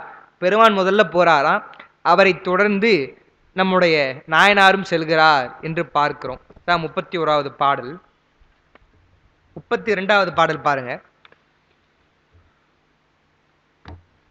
அந்தனாம் எந்தை பிரான் அருமறையோர் முன் பகர்வான், இந்த வேட்கோவன்பால் யான் வைத்த பாத்திரத்தை தந்தொழியான் கொடுத்தானேல் இது கெடுத்தானேல் தன் மனைவி கைப்பற்றி வந்து மூழ்கியும் தாரான் வழி செய்கின்றான் என்றார். அவங்க இடத்துலையும் போய் சொல்றாரு, ஐயா நான் ஒரு பாத்திரத்தை இப்படி நான் கொடுத்தேன், அந்த திருவோட்டினே அவர் கொடுக்கல, சரி இந்த மாதிரி சத்தியம் பண்ணுப்பான்னு சொன்னாலும் செய்ய மாட்டேன்றாரு, என்னன்னு நீங்க தான் கேட்கணும் என்பது போல பெருமான் சொல்கிறாரா. அங்க சொல்லும் பொழுது அந்தனாம் எந்தை பிரான்னு சொல்றார், அவர் சிவவேதியராக வருகிறார் என்று பார்க்கிறோம். அருமறையோர் என்று சொன்னால் வேதத்திலே வல்லவராக இருக்கக்கூடிய, வேதம் ஆகம் ரெண்டு அவர் வல்லவர்கள், குறிப்பா வேதத்தை சொல்கிறார். அவங்க முன்னாடி சொல்றாரு, இந்த வேட்கோன்பால் யான் வைத்த பாத்திரத்தை தந்தொழியான் கொடுக்கல, அதை சொல்லிட்டு என்ன சொல்றாரு, கெடுத்தானேல் அப்படின்னு சொல்றாரு பாருங்க. அவர் மறைச்சு வைக்கல, அவர் அதை இல்லாம செய்திடல, பெருமான் தான் அதை செய்யறார், அது அவருக்கு தெரியும் இல்லையா. அதனால என்ன சொல்றார், தனக்கு உடன்பாடு இல்லாத மாதிரி சொல்றார், கெடுத்தானேல் அதை சொல்லிடணும் இல்லையா, என்கிட்ட சொல்லாம இருக்கிறாரு என்று அந்த ஏல் என்று சொல்லிட்டு தனக்கு அது உடன்பாடு இல்லாதது போல பெருமான் சொல்கிறார். அது ஒரு நயம். தந்தொழியான் கெடுத்தானேல் தன் மனைவி கைப்பற்றி வந்து மூழ்கியும் தாரான். சரிவே ஏதோ தொலைச்சிட்டாரு என்று சொன்னா அதை சொல்லி தொலைய மாட்டேன்றாருப்பா என்று சொல்றோம் இல்லையா, அது மாதிரி சொல்றார். அதையும் மனைவியோடைய கைப்பற்றி சொல்ல மாட்டேன்றாரு, இதுதான் எங்களுடைய வழக்கு என்று சொல்றாங்க. சொன்ன உடனே நரை கமழும் சடைமுடியும் நற்றோலும் முக்கண்ணும் கரை மருகும் திருமுடரும் கரந்தருளி எழுந்தருளும் இல்லை சொல்றார். ஏன் சேக்கிழார் ஒரு பாட்டிலையும் இந்த புராணத்தில் இப்போ படித்த பாட்டிலேயே பல இடங்களில் பெருமான் கண்டத்தை மறைத்து கொண்டு எழுந்தருளுகிறான், சடைமுடி நாள்தோல் முக்கண் எல்லாம் மறைத்து எழுந்தருளுகிறான் என்று எதுக்கு மறுபடியும் சொல்றாரு. இலக்கணத்தில் சொல்வது போல நன்னுள்ள வரும், எதெல்லாம் குற்றம் என்று சொல்லும் பொழுது கூறியது கூறல், மிகைபட கூறல் எல்லாம் குற்றம். அப்ப இது குற்றமா, சேக்கிழார் குற்றமா சொல்லியிருப்பாரா என்று சொன்னால், கூறியது குரலுக்காக அவர் சொல்லல. பெருமானுடைய நிலை என்பது நாம உணரவே முடியாத நிலை. அவர் சடை வச்சிருக்கிறாரா, நீலகண்டமா இருக்குதா என்று. அப்படிப்பட்ட நிலையில இருந்து பெருமான் இறங்குகிறான் தடத்த நிலையில. அப்படி இறங்கின பெருமான் இன்னும் அடியவர்களுக்காக நம்மை போல ஒரு மாநில வடிவத்தில் சிவவேதியராக அருள் செய்கிறான் என்று சொன்னால் அவன் எவ்வளவு பெருங்கருணையாளனாக இருக்கிறான். அந்த கருணையை போற்றுவதற்காக தான் ஒரு பாட்டிலையும் சொல்றார். கரந்தருளி என்றால் அதெல்லாம் மறைத்து கொண்டு பெருமான் எழுந்தருளி இருக்கிறான். எழுந்தருளும் மறையவன் இத்திறமொழிய மாமறையூர் உரை செய்வார் நிறையுடைய வேட்கோவர் நீர்மொழியும் புகுந்ததென. இதுதான் ஒரு நல்ல சபைக்கான ஒரு அழகு. நீதிமன்றத்தில் இப்ப அப்படிதான் இருக்குன்னு பார்க்கிறோம். வாதாடும் பொழுது ஒருவர் பக்கம் இருக்கக்கூடியதை சொன்ன உடனே அடுத்த பக்கம் இருக்கக்கூடிய வழக்கறிஞர் பேசுவாரு. அப்படி இல்லைன்னு சொன்னா கூட அவங்க பேசி முடிச்ச உடனே யார் மேல குற்றம் சாட்டப்பட்டிருக்குதோ, ஏன்னா அவரு குற்றவாளி கிடையாது, குற்றம் சாட்டப்பட்டவன் தான் சொல்லுவாங்க. குற்றவாளியா இல்லையான்றது நீதிமன்றத்தில் தான் சொல்லணும்னு பார்க்கிறோம். அவரிடத்துல கேட்பாங்க, அவங்க சொன்னது இருக்கட்டும்பா, உங்களுடைய கருத்து சொல்லுங்க, என்ன நடந்தது, உங்களுடைய கருத்து சொல்லுங்கன்னு சொல்லுவாங்கன்னு பார்க்கிறோம். அதுக்குதான் இப்போ முதல்ல சொல்லிடுறாங்க, இதெல்லாம் இப்படிலாம் கேட்பாங்க, இப்படிலாம் சொல்லுங்க, திரைப்படத்தெல்லாம் அப்படி வைக்கிறாங்கன்னு பார்க்கிறோம். என்றால் நீதிமன்ற முறை அது. அவங்க சொன்னாலும் உங்களுடைய கருத்து என்ன என்று அது போல கேட்கிறார். இந்த சிவவேதியர் இப்படி சொல்றாருங்க, நீங்க என்ன சொல்றீங்க என்று சொல்லும் பொழுது நிறையுடைய வேட்கோவர்னு சொல்றாங்க பாருங்க. நிறையுடைய வேட்கோவர்னு சொன்னா சிறப்பினால் உயர்ந்தவர், அதான் சால்புன்னு எழுதியிருக்கு. சால்பு என்றால் அந்த உயர்ந்த தன்மை, சிறப்பு. கலித்தொகையில நிறை என்று சொல்வதற்கு ஒரு விளக்கம் வருகிறது. என்னன்னு சொன்னா அதான் கொடுத்துருக்கிறோம். களி அது வேகமாக எழுதுக்காக கொடுத்துருக்கோம். கலித்தொகையில நெய்தல் களி, நெய்தல் களியில 16வது பாட்டு.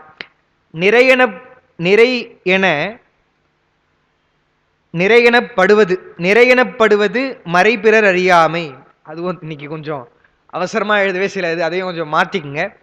நிறையெனப்படுவது என்பதை சேர்த்துக்கணும். மறை பிறர் அறியாமை. மறை பிறர் அறியாமை என்று சொன்னால், மறைனா வேதம் கிடையாது இந்த இடத்துல. மறை என்றால் மறைக்கப்படுவது. நிறை என்பதற்கு என்ன விளக்கம்னு சொன்னா, அப்படி மறைந்திருக்கக்கூடிய அல்லது மறைத்திருக்கக்கூடிய தன்மையை பிறர் அறியாதவாறு இருத்தல்.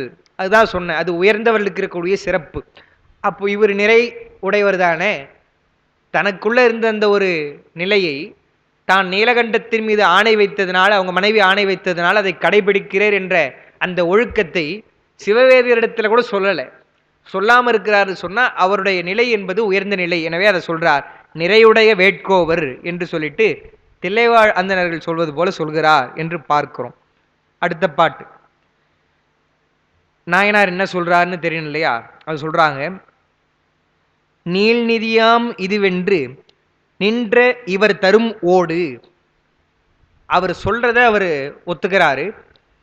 அவர் கொடுக்கும் பொழுதே இது பெரும் செல்வம் போன்றது என்றுதான் சொல்றார். ஒருவர் மதிப்பதை வைத்துதான் அந்த பொருளினுடைய மதிப்பு என்பது இருக்குது. சாதாரண ஒரு பொருளாக இருந்தாலும், இப்போ ஒரு பேனா இருக்குதுன்னு சொன்னா, நமக்கு பிடித்த ஆசிரியரோ யாரோ கொடுத்துறாங்கன்னு சொன்னா அது விலை கம்மியா இருக்கலாம், ஆனா அது நம்ம ரொம்ப ஜாக்கிரதையா வைத்துக்கிறோம் இல்லையா? அது மாதிரி சென்டிமெண்ட் வேல்யூன்றார் ஐயா.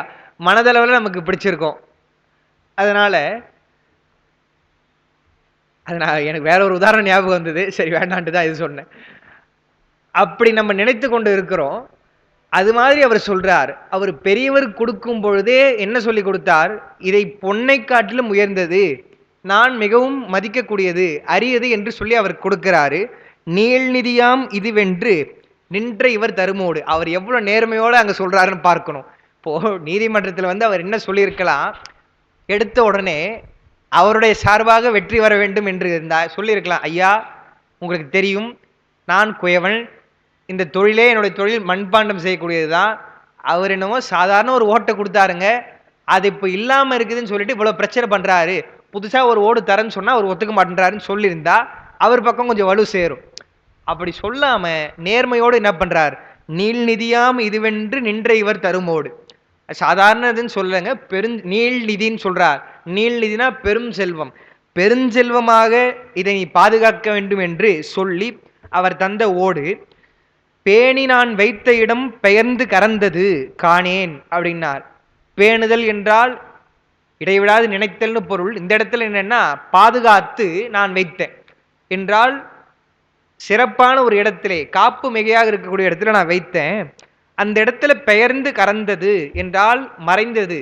அந்த ஓடு எங்கேயோ காணாம போயிடுச்சு சுவாமி, அதை காணேன் என்றால் வைத்த இடத்திலே காணேன். இன்னொன்னு வீடு முழுக்கவும் காணேன், எங்கு தேடியும் காணேன் சொல்லிட்டு பூனணி நூன் மணிமார்பில் புகுந்த பரிசு இது என்று சேனிடையும் திங்கடையா திருத்தொண்டர் உரை செய்தார்.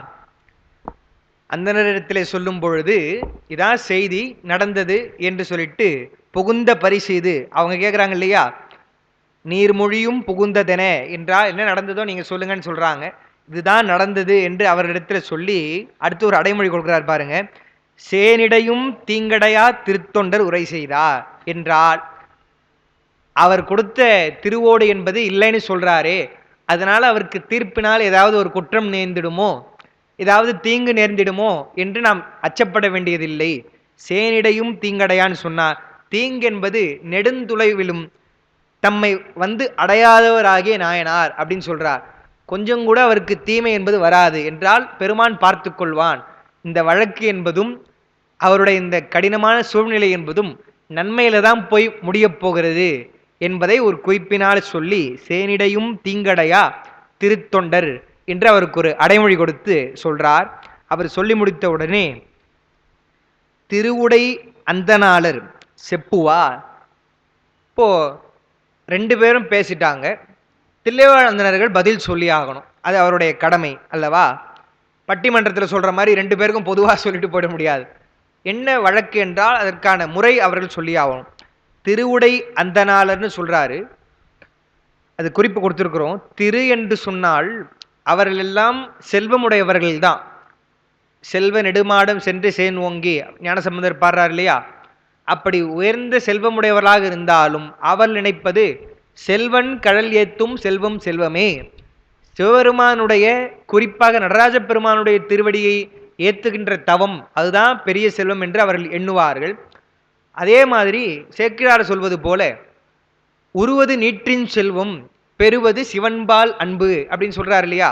எனவே திருநீறு என்பது பெருமானுடைய திருவருள், அதைத்தான் அவருடைய செல்வமாக கருதுவார்களாம். அப்படி திருவுடை அந்தணர்கள் திருவும் இருக்கிறது, உலகியல் திருவும் இருக்குதுன்னு பார்க்கிறோம், அருளியல் திருவும் இருக்குதுன்னு பார்க்கிறோம்.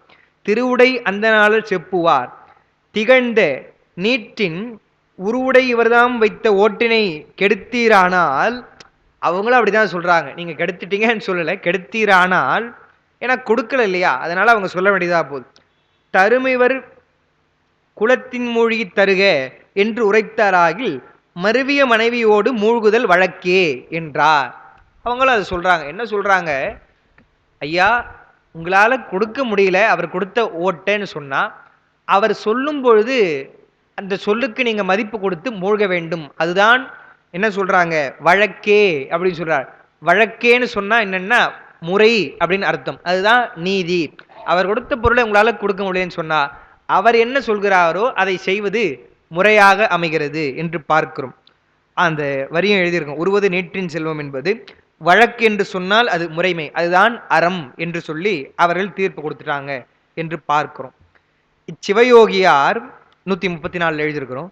இச்சிவயோகியார் தந்த ஓட்டை திரும்ப நீர் கொடுக்கும் வாய்ப்பு அமையாத பொழுது அவர் கூறுமாறு செய்வதே அறம்.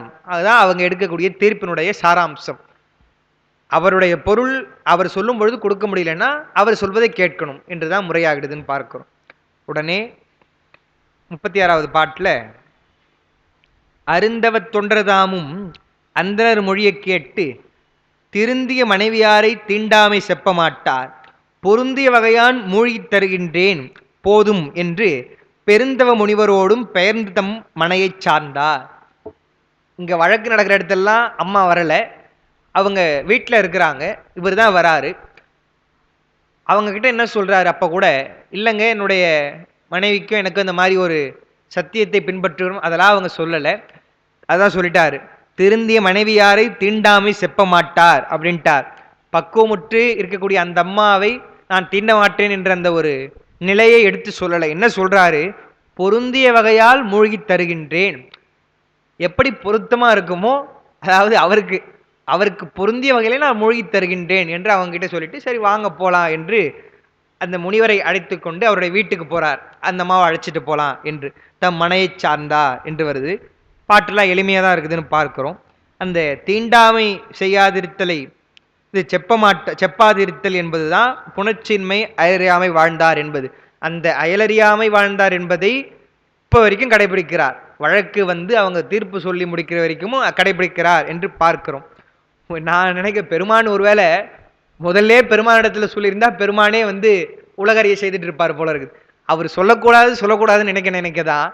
அதாவது இளையான்குடிமாற நாயனார் அடுத்து ஏற்பகைக்கு அடுத்து அவர் தான் பார்க்க போறோம். இளையான்குடிமாற நாயனார் வறுமை நமக்கு செல்வம் இப்ப அப்படிதானே நமக்கு தோணும். செல்வம் இருக்கும் பொழுது அப்படி ஒப்பந்தத்தை போட்டுட்டு இருக்கலாம் பெருமான் இடத்துல. மனசுல நினைக்கலாம் இல்லையா, செல்வம் இருக்கும் பொழுது பெருமானே நான் செய்யறேன், என்னால முடிஞ்ச வரைக்கும் நான் செய்யறேன்ப்பா அப்படின்னு நம்ம சொல்றோம் இல்லையா. செல்வம் இருக்கும் வரை நான் செய்யறேன் என்று சொல்லியிருந்தாருன்னு சொன்னா அவருக்கு அந்த பிரச்சனையே வந்திருக்காது. செல்வம் இல்லாத போது நான் செய்யல என்றது போல பெருமான் இடத்துல சொன்ன மாதிரி ஆடு. அவர் என்ன நினைக்கிறார், நான் செய்யணும், தொண்டு செய்யணும் என்று எண்ணிடுறார் இல்லையா. அதனாலதான் பெருமான் கடைசி வரைக்கும் அவர் வந்து சோதிக்கிறார் என்றால் அவருடைய நிலை அறிய செய்கிறார்னு பார்க்கிறோம். அதே மாதிரி இங்க அது நம்ம யோசிப்பது அது பொருத்தமா இருக்கணும் இல்லை. என்னன்னா முதல்ல பெருமானிடத்துல சொல்லியிருந்தாரு சொன்னா பெருமான் உடனே தோன்றியோ அல்லது அவருடைய நிலையை உலகறிய செய்திருப்பார். அவர் என்ன நினைக்கிறார், கடைசி வரைக்கும் அதை நம்ம சொல்லக்கூடாது என்றுதான் அவர் எண்ணுகிறார்னு பார்க்கிறோம். ஏன்னா ஆணை என்பது ஒரு பெரிய விஷயம் இல்லையா, அதை போய் நம்ம ஏன் எல்லார்கிட்டையும் சொல்லணுமே என்று எண்ணுகிறார்னு பார்க்கிறோம். இன்னொன்னு திருநீலகண்டத்தின் மீது அவர் வைத்திருக்கக்கூடிய ஒரு மரியாதை. இன்னொரு செய்தி என்னன்னா, அப்படி அவர் வெளியில காமிச்சிக்க நினைக்கல. அப்படி சொன்னா என்ன அர்த்தம், அப்ப அவர் ஒருத்தர் தான் ரொம்ப திருநீலகண்டத்தின் மீது பக்தியா இருக்கிறாரா என்பது போல வந்துடும் இல்லையா. எனக்கு இருக்கக்கூடிய அந்த பற்றெல்லாம் நான் ஏன் காமிக்கணும் என்பது போல பொருந்திய வகையால் மூழ்கி தருகின்றேன் என்று சொல்லிட்டாரு. ஆமா ஆமா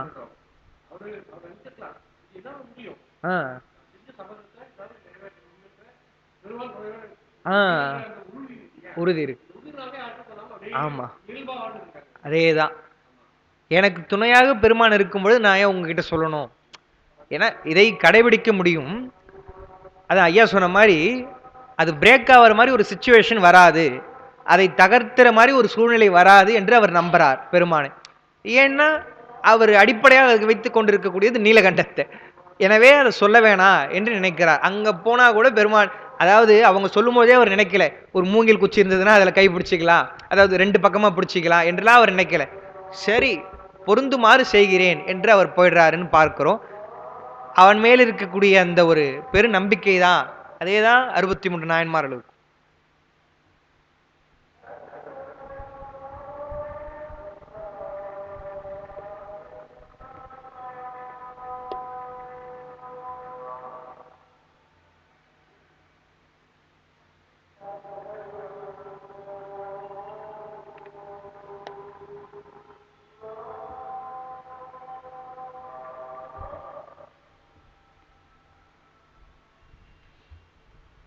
நாயன்மார்கள் அனைவருமே இதேதான், இவருடைய நிலை போலவேதான். இப்போ ஒரு பேச்சுக்காக ஒருத்தவங்களுக்கு சொல்ல வேண்டியதா இருந்தது, திடீர்னு அது நினைவுக்கு வருது. அப்பூதியடிகளுடைய திருமகனார் மூத்த திருநாவுக்கரசு அவர் அரவம் தீண்டி விடுகிறதுன்னு பார்க்கிறோம். அவருக்கு என்னன்னா அப்பா அம்மா சொன்னது செய்யணுமே, இலையை கொடுத்து விட வேண்டுமே அவர் எண்ணுகிறார். இவர் என்ன நினைக்கிறார், எங்க இது தெரிஞ்சா அப்பர் சுவாமி சாப்பிடாம போயிடுவாரோ, அவர் வந்து மகன் இறந்துட்டான்ற ஒரு வருத்தம் உண்டு அவருக்கு. அவரை பொறுத்தவரையில் அப்பர் பெருமான் உணவு இருந்த வேண்டும். தான் குலதெய்வமாக எண்ணக்கூடியவர் அப்பர் பெருமான். அந்த எண்ணம் தான் அவருக்கு இருக்கிறதே தவிர அவர் பெருமானுடைய அடியவராக பெருமானாகவே நாம் நினைக்கக்கூடிய பெரியவர் வந்திருக்கிறார். அவருக்கு நம்ம செய்யணுமே என்றுதான் நினைத்துதான் இதுக்கெல்லாம் கூட சொல்லலாம். சேக்கிழாரு என்ன சொல்றாரு, அதுவும் ஒரு ரசிக்க வேண்டிய ஒரு இடம். சேக்கிழாரு தான் அதெல்லாம் முடியும். என்ன சொல்றார், பொய் சொல்ல முடியாது. ஏன்னா பெருசா மதிக்கக்கூடிய ஒரு திருநாவுக்கரசு அவரிடத்துல மகன் விளையாட போயிருக்கிறாருங்க, கோயிலுக்கு போயிருக்கிறாருங்க, கோயிலுக்கு வந்து பால் கொடுக்கணும், தயிர் கொடுக்கணும், அதுக்காக எதனா சொல்லியிருந்தா அப்புறம் விட்டுட்டு இருப்பார். திருநீர் கொடுக்கணும்னு கூப்பிடுறாரு. அப்ப இங்கு அவன் உதவான், இப்போது இங்கு இவன் உதவான் என்றார். அப்ப அது எப்படி ரெண்டு வகையிலும் பொருந்த மாதிரி இருக்கு. ரொம்ப பொதுவா சொல்றார். அப்பதான் அப்பர் பெருமான உடனே அவருக்கு சந்தேகம் வந்துருது, கேட்கிறான்னு பார்க்கிறோம். அது போல அவர்களுக்கு முக்கியம் என்பது அந்த கொள்கை தான். இளையான்குடி மரநாயனார் கூட சொன்னமே, முதல்ல சேர்க்கிறார் சொல்கிறார், செல்வம் குறைந்த பொழுதிலும் வல்லர் என்று அறிவிக்கவே அவருக்கு வறுமை வந்தது என்று சொல்லிட்டு அவர் சொல்லும் பொழுது மனைவி எவ்வளவு அவருக்கு அமைஞ்சிருக்கிறாங்கன்னு பாருங்க. அவரு போய் அந்த விதைத்த நெல்லு தான் எடுத்துட்டு வந்து வச்ச உடனே அந்த அம்மா என்ன கேட்குறாங்க, சாப்பாடுக்கு சரிங்க, கூட இருக்கக்கூடிய கறிக்கு என்ன செய்வது என்றுதான், கீரை வேணும் இல்லையா அப்படின்னு அந்த அம்மா கேட்குறாங்களாம். என்றால் அவளுக்கு அந்த கொள்கை என்பதுதான் முக்கியம் என்று பார்க்கிறோம். அதுதான் இங்கேயும் வருது. மனைவியார் தம்மை கொண்டு, அடுத்த பாட்டு, மனைவியார் தம்மை கொண்டு மறைச்சிவ யோகியார் முன் சினவிடைப்பாகர், இங்கதான் அது சொன்ன சினவிடைன்னு வருது. சினவிடைப்பாகர் மேவும் திருப்புலிச்சரத்து முன்னர் நனைமலர் சோலை வாவி நன்னி தம் உண்மை காப்பார் புனைமணி வேணுத்தண்டின் இருதலை பிடித்து புக்கார். என்ன நினைக்கிறாரா, அந்த உண்மை என்பது சத்தியமாகி அந்த வாக்கை கடைபிடிக்க வேண்டும் என்பதற்காக என்ன பண்றார், மனைவியை அழைத்து கொண்டு போய் திருப்புலிச்சரம் என்று சொன்னால் அது தில்லையிலே நடராஜ பெருமானுடைய ஆலயத்திற்கு மேற்கே அமைந்திருக்கக்கூடிய இடம். அது புலிக்காரு முனிவராகிய வியாக்கிரவாதர் வழிபட்ட இடம்னு சொல்றாங்க. அங்கதான் நம்முடைய கணம்புள்ள நாயனார் தம்முடைய முடியே விளக்காக எரித்து திருவருட்பேறு பெற்றார் என்பதெல்லாம் அவருடைய குறிப்பு. அப்படி சிறப்புடைய அந்த புலிச்சரத்திலே அருகிலே இருக்கக்கூடிய குளத்திலே போறாராம். போயிட்டு சினவிடைபாகர் மேவும் என்றால் விடைமேல் இருக்கக்கூடிய பெருமான் அவன் மேவக்கூடிய திருப்புலிச்சரத்திலே நனைமலர் சோலை வாவி, நனைனா அரும்பு, அரும்பு மலர்கள் எல்லாம் நிறைந்திருக்கக்கூடிய சோலையிலே பொருந்திருக்கக்கூடிய குளம், வாவி என்பது குளம், நன்னி குளத்தினரையே போய் தன்னுடைய உண்மையை காப்பாற்றுவதற்காக என்ன செய்கிறார், புனைமணி வேணுத்தண்டின், வேணுன்னா மூங்கில், மூங்கில் தண்டுல ஒரு பக்கம் அந்தம்மா பிடிக்கிறாங்க, ஒரு பக்கம் நாயனார் பிடிக்கிறார், பிடித்து கொண்டு மூழ்கலாம் என்று அவர் எண்ணுகிறாராம். அப்படி எண்ணும் பொழுது அந்த குளத்தினுடைய குறிப்பு எழுதியிருக்கிறோம். அவர் அது நான் இங்கே எழுதிட்டு அவசரப்பட்டு, இளமையாக்கினார் குளம் அப்படின்னு இன்றும் வழங்கப்படுகிறது தில்லையில. அது ஏன்னா இன்றளவும் அந்த மரபு, இந்த குளத்திலே அவர் மூழ்கி இளமை பெற்றார் என்பதற்காக. அது பின்னாடி வருதுன்னு பார்க்கிறோம்.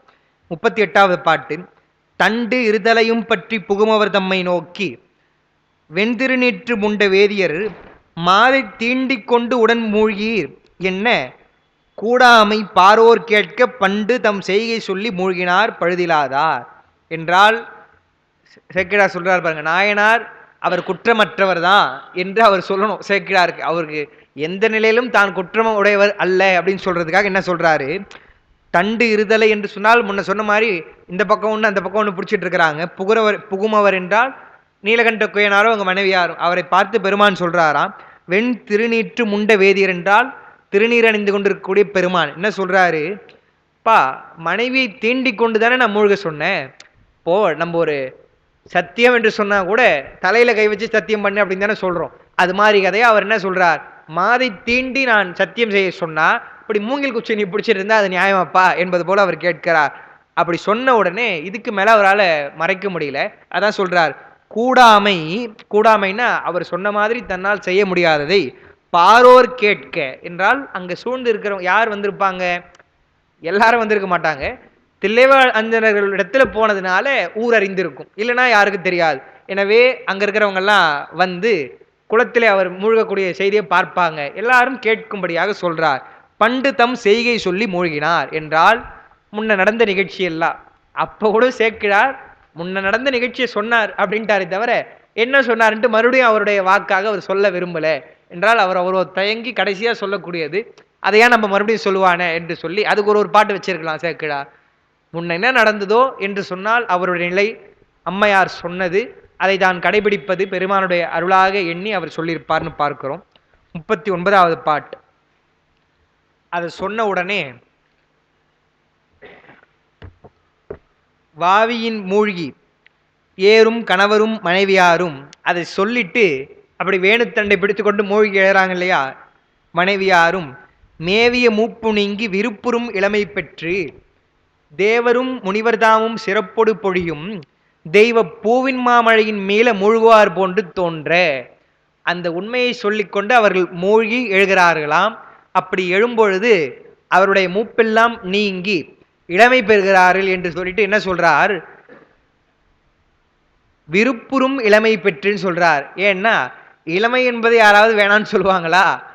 அவருடைய இளமை சிறந்த இளமை பெற்றிருக்கிறாங்கன்னு பார்க்கிறோம். பொதுவாகவே இளமை என்று சொன்னால் அது யாருமே வேணாம்னு சொல்ல மாட்டாங்க. இளமையோடு இருப்பான்னு சொன்னா சரின்னு தான் சொல்லுவாங்க. அப்படி விருப்பம் வரக்கூடிய இளமையை இவர்கள் பெறுகிறார்கள் சொன்னா என்ன அர்த்தம்? நிலையாக பெறுகிறார்கள். மற்றவர்களுக்கெல்லாம் இளமை இருக்கும், ஒரு காலத்துல இருந்ததுங்கன்னு சொல்றோம் இல்லையா, நான் அந்த காலத்துல அப்படின்னு சொல்ல ஆரம்பிச்சிடுறோம். இப்ப நாங்களா இன்னும் கொஞ்ச நாள் கழிச்சு சொல்லுவோம்னு பார்க்கிறோம். அப்போ இளமை என்று சொன்னால் இப்ப நம்மனா இளைஞராகவே இருப்போமா, வயதாகும். எனவே இவர்கள் இருப்பது பெருமானுடைய அருளால் என்றும் இளமை பெற்றிருக்கிறார்கள். அது சொல்ல போறார் பெருமான். மூழ்கி எழுகிறார்களாம். எழும்பொழுது தேவரும் முனிவர்தாமும் சிறப்பொடு பொழியும் தெய்வப்பூவின் மாமழையின் மீள மூழ்குவார் போன்று நயமா சொல்கிறார். மூழ்கி எழுந்துடுறாரா, மேல இருக்கக்கூடிய தேவர்கள் எல்லாம் மலர் மாறி பொழிகிறார்கள் இல்லையா, அந்த மலர் மழையிலே மறுபடியும் மூழ்குவது போல அவ்வளவு மலர்களினால் தேவர்கள் அவர்கள் மேலே தூகிறார்கள், மலர் மழை பொழிகிறார்கள் என்று சொல்றார் அப்படின்னு பார்க்கிறோம். அந்நிலையவரை என்றால் அப்படி ஒரு நிலைமை வந்த உடனே அப்படின்னா இந்த தேவரும் மலர் மாறி போயிடுறாங்க இல்லையா, அது கிடையாது. இளமை பெற்ற நிலைமை. ஏன்னு சொன்னா தேவர்கள் மலர் மாறி பொழிவது, பெருமான் காட்சியளிப்பது, இது எல்லாமே எல்லாருக்கும் தெரியாது என்றால் நாயனாருக்கு இருக்கக்கூடிய சிறப்பு அப்ப எல்லாருக்கும் வந்துடும் இல்லையா. ஏன்னா பொதுமக்கள் எல்லாமும் பார்த்திருப்பாங்க அந்த இடத்துல. அந்த காட்சி என்பது அடிக்கடி நம்ம சொல்லியிருக்கிறோம். ஞானசம்பந்த பெருமான் சொல்வது போல அரிய காட்சியர் அப்படின்னு சொல்றார் பெருமானை. அந்த காட்சி எல்லாருக்கும் கிடைக்காது, நாயனாருக்கும் அவருடைய மனைவியாருக்கும் தான் கிடைச்சிருக்குதுன்னு பார்க்கிறோம். எனவே அவங்களுக்கு என்ன தெரியுதா, அது சொல்றாரு இல்லையா, அந்நிலை அவரை காணும் அதிசயம் என்றால் தேவர்கள் மலர் மாறி பொழிவது கிடையாது, இளமை பெற்றிருக்கிறாங்க இல்லையா, அதுதான் எல்லாருக்கும் தெரியுது. இன்னங்க மூழ்கும் பொழுது வயசானவரா இருந்தாரு, மூழ்கி எழுந்த உடனே இளமையா இருக்கிறாரு என்று அதிசயம் கண்டார் எல்லாம் முன்னே நின்ற வேத முதல்வரை கண்டார் இல்லைன்ட்டார். அப்படி பார்த்துட்டு இப்படி திரும்பின உடனே சிவவேதியரா வந்தவர் காணோம், எல்லாரும் அதிசயமாகி நிற்கிறாங்க. நிற்கும் பொழுது இந்நிலை இருந்த வண்ணம் என்னென மருண்டு நின்றார், துண்ணிய விசும்பினூடு துணையுடன் விடைமேற்கண்டார். நீலகண்ட குயவனாரும் அவருடைய மனைவியாரும், விசும்பு என்று சொன்னால் வானிலே பெருமான் உமையம்மையோடு காட்சி கொடுக்கிறார். என்ன அது முக்கியம் இல்லையா, பெருமான் மட்டும் காட்சி கொடுக்கல, வரும்பொழுது சிவவேதியரா வந்தார், இருந்தாலும் இவருக்கு காட்சி கொடுக்கும் பொழுது தன்னுடைய மனைவியோடு காட்சி கொடுக்கிறார். ஏன்னா இல்லறத்துல தானப்பா பெரிய ஒழுக்கத்தை நீங்க கடைபிடிச்சீங்க என்பது போல உமாதேவியோடு பெருமான் காட்சி கொடுக்கிறாராம். துண்ணிய என்றால் பறந்து நிற்கக்கூடிய வெளி வானம். கண்டனர், பெருமானை தரிசிக்கிறார். கைகளார தொழுதனர், கலந்த காதல் அண்டரும் ஏத்தினார்கள் அன்பர்தம் பெருமை நோக்கி, விண்டரும் பொலிவு காட்டி விடையின் மேல் வருவார் தம்மை தொண்டரும் மனைவியாரும் தொழுதுடன் போற்றி நின்றார். இருவரும் பெருமானை வணங்கி கொண்டிருக்கிறார்களாம். இப்படி ஒரு அரிய செய்தியை பார்த்த தேவர்களும், பெருமானிடத்தில் அன்பு இருக்கக்கூடிய தேவர்களும் என்ன பண்றாங்க என்றால் அவர்களும் ஏத்தினார்கள். அண்டர் என்று சொன்னால் மேலிருந்து மலர் மாறி பொழிந்த தேவர்கள், அவர்களும் ஏத்தினார்கள். ஏத்துவது மட்டுமல்ல, எவ்வளவு பெருமையுடையவர் இவர் என்றும் எண்ணுகிறார்கள். அன்பர்தம் பெருமை நோக்கி விண்டரும் பொலிவு காட்டி என்றால் விண்ணிலே பெருமான் அவருடைய திருக்கோலத்தை காட்டி விடையின் மேல் வருகின்றான் என்றால் உமாதேவியோடு இப்படி ஞானசம்பந்தருக்கு காட்சி கொடுத்தாரோ அதுபோல விடையின் மேலே பார்வதி பரமசிவனாக காட்சியளிக்கிறார் என்று, தொண்டரும் மனைவியாரும் என்றால் திருநீலகண்ட குயவனாரும் அவருடைய மனைவியாரும் தொழுது பெருமானை போற்றி நிற்கின்றார்கள். அப்படி நின்றவுடனே மன்றுளே திருக்குத்தாடி அடியவர் மனைகள் தோறும் சென்றவர் நிலைமை காட்டும் தேவர்கள் தேவர்தாமும் வென்ற ஐம்புறனால் மிக்கீர் விருப்புடன் இருக்க நம்பால் என்றும் இளமை நீங்காது என்று எழுந்து அருளினாரே.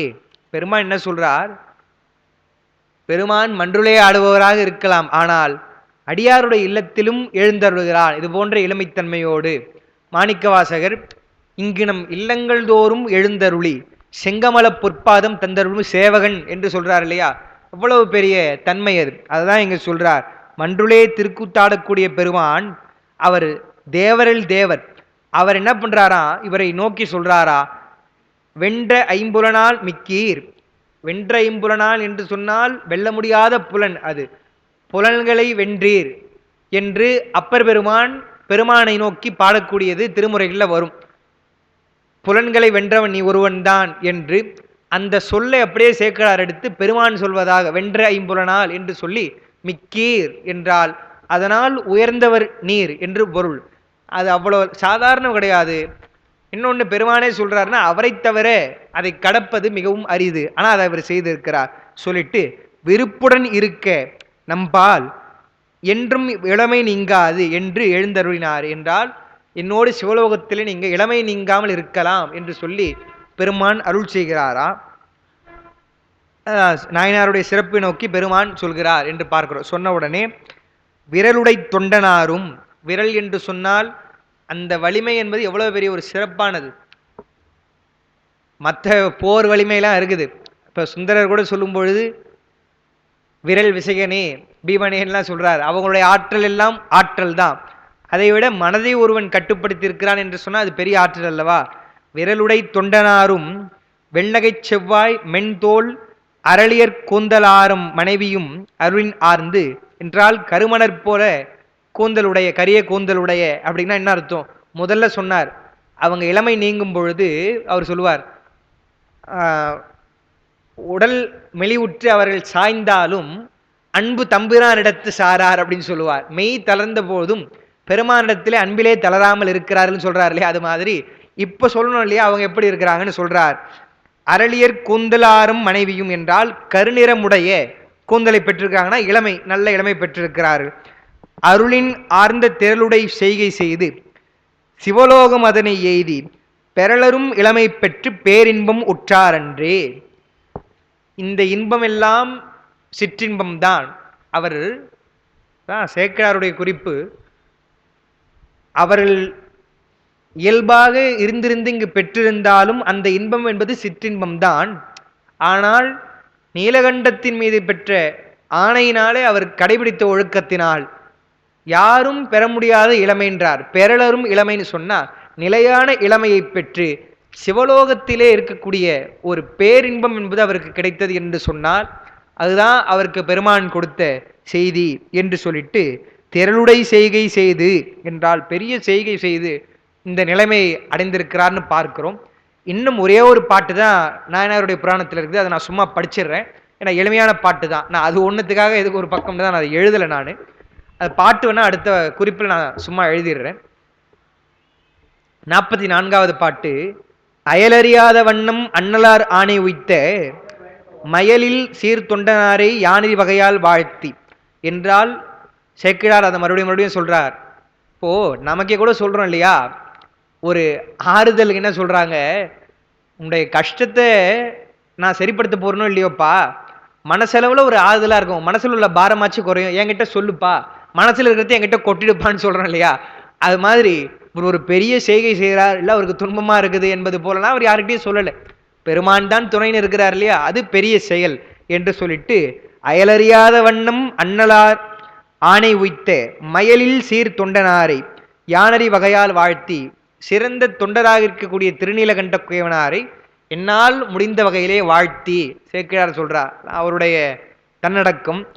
புயல் வளர் மாட நீடும் பூம்புகார் வணிகர், பூம்புகாரில் இருக்கக்கூடிய வணிகர் குலத்தில் இருக்கக்கூடிய பொய்யில் செயல் இயற்பகையார் செய்த திருத்தொண்டு செப்பலுற்றேன். பொய்யில் சீர் என்றால் மெய்மையான புகழை உடைய இயற்பகை நாயனாருடைய வரலாற்றினை அவருடைய தொண்டினை நான் சொல்லுகின்றேன் என்று சொல்லி திருநீலகண்ட கோவினாருடைய வரலாற்றினை நிறைவு செய்கிறார் என்று பார்க்கிறோம். அந்த வகையிலே திருநீலகண்ட கோவினாருடைய புராணம் என்பது நிறைவடைந்து அடுத்த வகுப்பிலே இயற்பகை நாயனார் அவர் இயற்கைக்கு மாறாக சிலதெல்லாம் செய்கிறார்னு பார்க்கிறோம். அதனால தான் அவருடைய பெயர் இயற்பகை நாயனார்னு அறிவிப்போம். ஏன்னா வழக்கமாக இருக்கக்கூடிய வகுப்பு நமக்கு 1 மணி நேரம் இருக்கும். இயற்பகையாக அடுத்த வகுப்பு என்பது 2 வகுப்பாக அமையப்போது, அதையும் ஐயா சொல்லுவாங்க என்று சொல்லி இப்படி ஒரு அரிய வாய்ப்பினை நமக்கு தருகின்ற நம்முடைய சிவஞான அருள்நெறி அறக்கட்டளை நிறுவனர் ஐயா அவர்களுக்கும் இருந்து கேட்ட பெருமக்கள் உங்கள் அனைவருக்கும் என்னுடைய நெஞ்சார்ந்த நன்றியை தெரிவித்து நிறைவு செய்கிறேன். திருச்சிற்றம்பலம்.